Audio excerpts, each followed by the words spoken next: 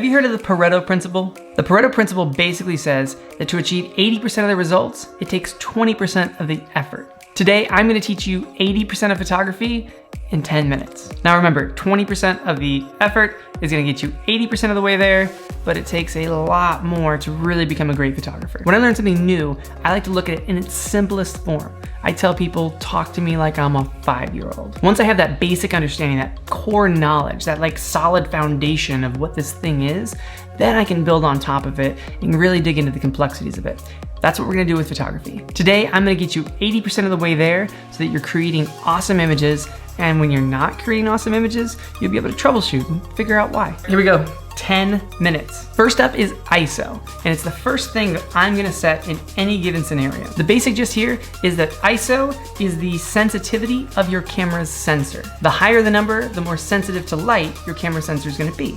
The lower the number, the less sensitive. So you might be thinking, crank that ISO up. Well, I want lots of light. I want to be able to pull all the light. It's kind of the opposite actually. You want to keep your ISO as low as possible because the higher the ISO, the more grain, the more noise, the more artifacts and weird funky things are in your image. To show how ISO works, I did a little test shoot of one of my favorite lenses. Here is ISO 100, here's 200, here's 400, 800, 1600, 3200 and 6400. This is a Sony a7R II, so just for fun. Here is 12,800 and 25,600.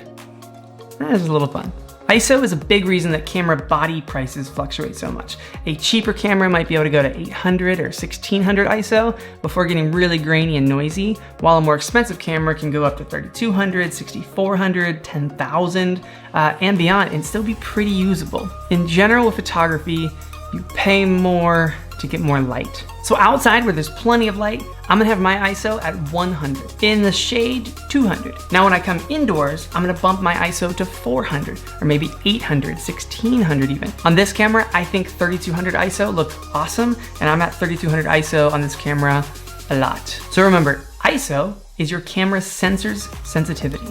The higher the number, the more light, but the more noise. So keep your ISO low. Next up is aperture. Aperture is the size of the opening in your lens. This one is simple and you can actually see it happening. Your lens has blades inside that actually open and close to create a smaller or larger hole. That hole size is your aperture. Now this one's a little confusing because the smaller the number, the bigger the hole and the more light comes in. The higher the number, the smaller the hole and the less light comes in. And you'll see this number written in f-stops. Don't worry why it's written like that, it's a math thing. I'll probably get into it in another video. Cheaper lenses that might have come with your camera, like the Canon 18-55 kit lens that comes with a lot of Canon cameras, it goes from f3.5 to f38. And Sony's kit lens, I think, is f3.5 to f36, which means at f36, it's a tiny little hole, and at f3.5, it's bigger, and it's gonna let more light in. So the higher the number, less light, lower the number, more light. Then you move to lenses in like the $1,500 to $2,500 range, like this guy. This is Sony's 85mm f1.4, which means it can open up huge and let in a ton of light. So with aperture, the lower the number, the more light there is. The higher the number, the less light there is. But aperture mainly controls depth of field.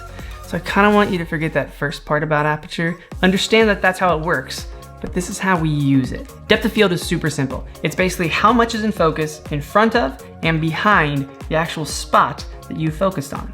And here's where it gets simple.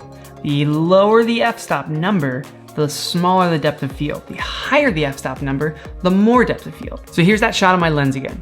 This time on a ruler, so you can see the depth of field. The first shot is at f1.4. The second shot, f2, f2.8, f4, f5.6, f8, f11, and f16. You can see how as the aperture number went up, the depth of field did as well. In any given scene, the first thing I'm gonna do is set my ISO based on the actual scene.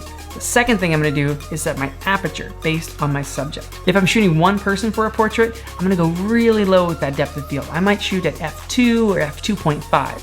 But if I'm shooting a group of people, I'm gonna crank my aperture up a little bit, maybe somewhere in like the f3.5 to f4 range, because I need more depth of field to make sure that everyone that's in that line is in focus. Then if I'm shooting a landscape where I want the tree in front of me and the mountain in the distance all in focus, I'm gonna go up to f16, maybe f22, something where everything is gonna be in focus and there'll be nothing blurry.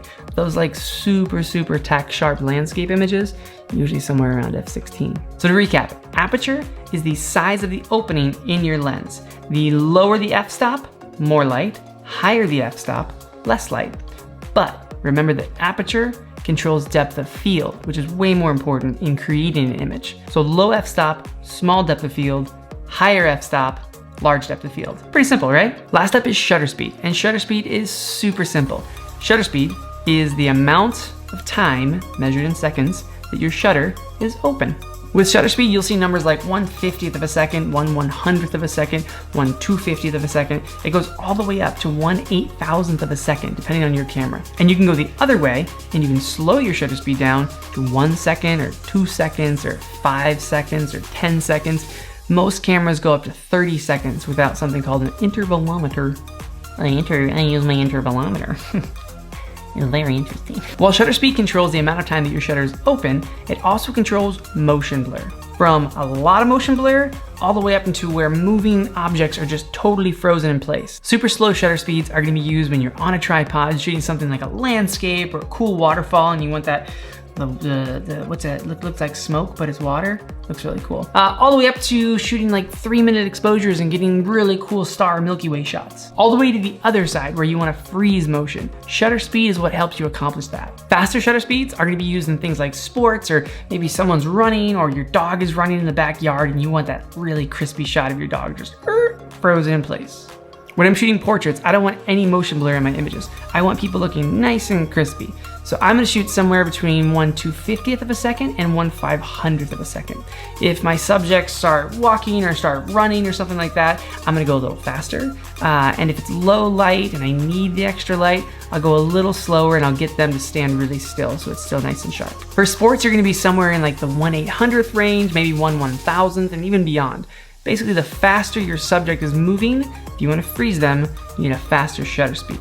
So the total basics of shutter speed is slower shutter speed, more motion blur, faster shutter speed, less motion blur. That's it.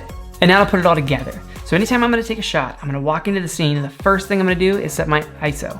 So I'm gonna look at the scene. If I'm outdoors, there's plenty of light, I'm gonna bring that ISO as low as I can, maybe 200 or 100. Second, I'm gonna look at my subject. I'm gonna choose how much depth of field do I need for that one person or 2 people or 5 people, and I'm gonna set my aperture based on that. And then third, I'm gonna choose how much motion blur I want or don't want and set my shutter speed based on that. So here's 2 quick scenarios. I get everything set for my shot, my subject is totally ready, I get everything dialed, I look at my shot and it's too dark.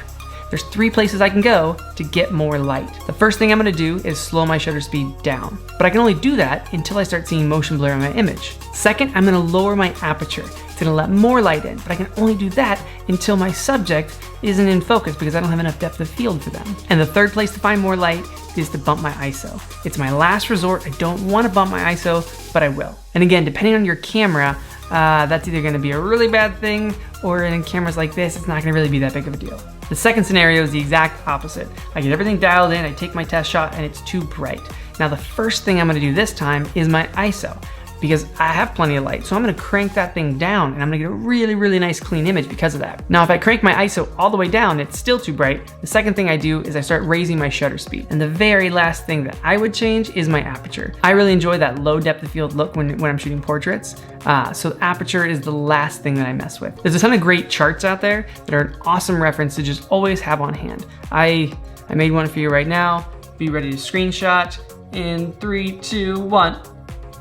And that's it. That is 80% of photography in 10 minutes. I did it. For all you advanced photographers out there, I realize there is way, way, way more that makes up photography and that makes a good photographer. But as like the basic foundational elements, if you can understand those 3 concepts and how your camera uses them, you're gonna be able to take awesome images and you're gonna be able to troubleshoot when you see something wrong. So if you see that you don't have enough depth of field, you know that your aperture has to go up. higher number, more depth of field. If your image is super grainy, you know your ISO has to come down. And lastly, if there's blur in your images, you know that your shutter speed has to go up. And that's it. Hit the subscribe button below, comments below, asking questions about photography, and I'll make videos like this answering them. Yeah, that's all I got.